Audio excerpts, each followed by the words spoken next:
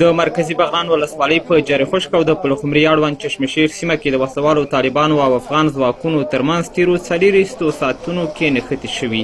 روغتیایي کارکوونکي وایي چې د دې ولایت ولایتي روغتون ته له مرکزي بغلان او چشمشیر څخه 15 مړي او 12 د امنیتي ځواکونو ټپیان راوړل شوي دي.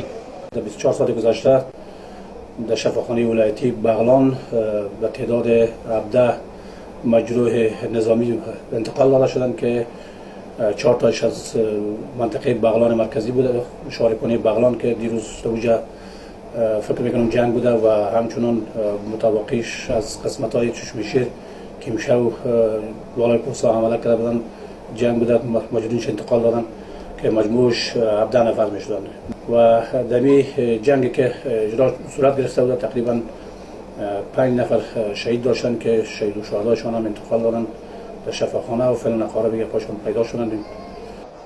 د بغلان د پولیسو ویان بیا ادعا کوي چې 28 طالبانو ته هم مرګ لاړولي او خپل لور ته د 8 تنو د مرګ خبر تاییدوي.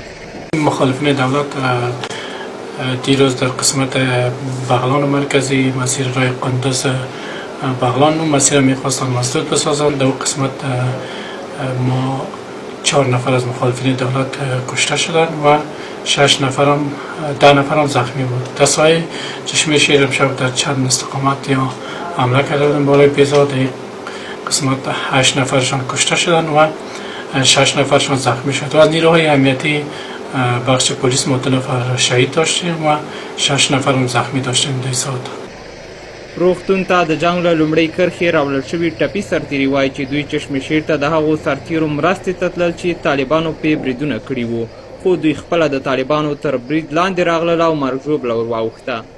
ما در کمکی بچه رفتیم تقریبا ساعت 11 شب جنگ سر ما در گرفت، کسی به کمکی به داد ما کسی نرسید.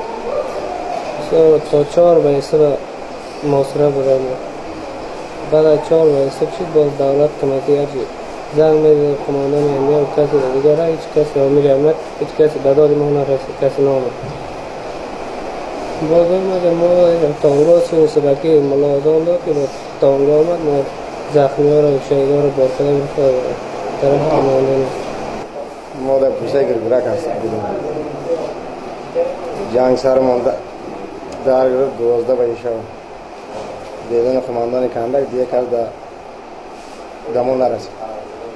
هرچی به زنگ هم زنگ تا بلا رقم کردیم هیچ کس طرف من دور نکرد تا صبح. اینا به این وضعیت نصف شهید و نصف زخمی د ولس استازي او د ټپي شوو سرتیرو د کورنۍ غړي د امنیتي ځواکونو او بغلان پر وړاندې د حکومت له بېپامۍ شکایت کوي. مرده ما در میدان میمانه، کس بالا نمیکنه، کس به داد ما مردم نمیرسن، نه دولت نه ملت نه کسی دیگه نه کسی دیگه.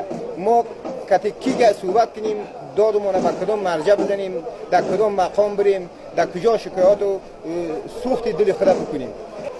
په ورته مهال ځایي سرچینې وایي چې د مرکزي بغلان ولسوالۍ په جریخوشک سیمه کې تیرو 4 ساعتونو کې د نښتو پر مهال 3 کسان هم ټپیان شوي دي، خو په رسمي توګه د ملکي کسانو د ټپي کېدو په اړه تر اوسه دولتي سرچینو څه نه دي ویلي.